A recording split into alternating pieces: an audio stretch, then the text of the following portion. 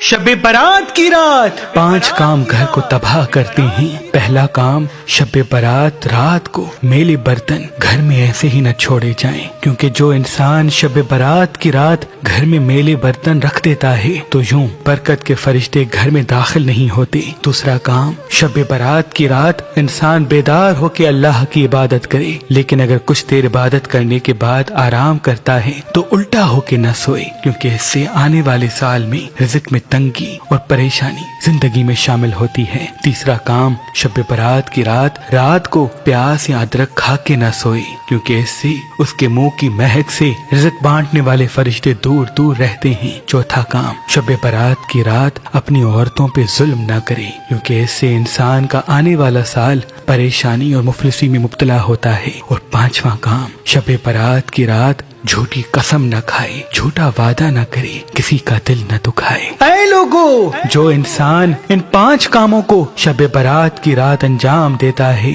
तो वो आने वाले पूरे साल में परेशानी और मुसीबतों में मुब्तला होता है, और यूं उसके रिज़्क में तंगी और कामों में मुसीबतें आती हैं।